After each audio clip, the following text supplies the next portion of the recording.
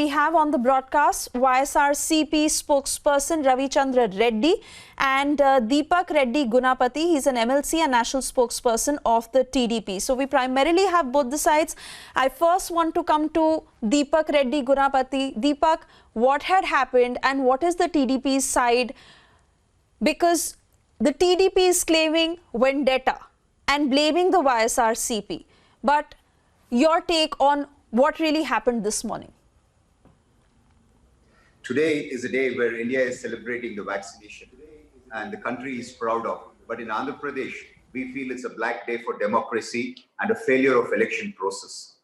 The reason why Chandrababu Naidu ji was going to Tirupati is because of the atrocities that have been committed by this government.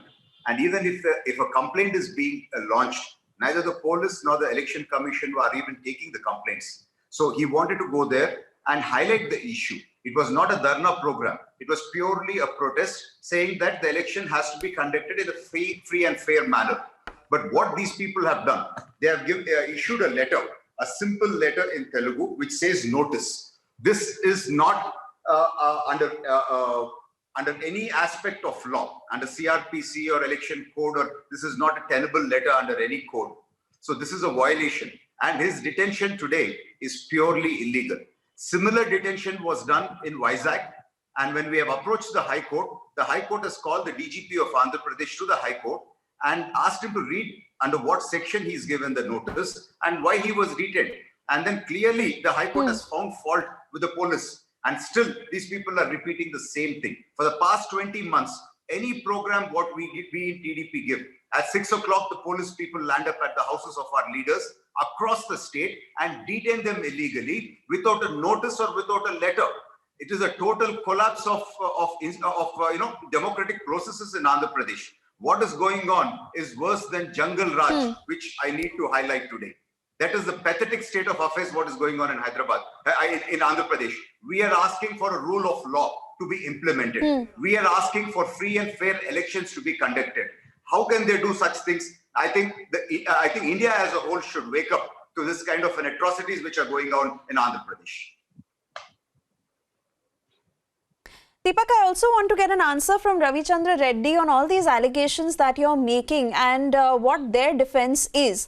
But before I go on to him, I once again want to ask you, because you're saying that this is a repeated pattern and there have been several incidents that this has happened.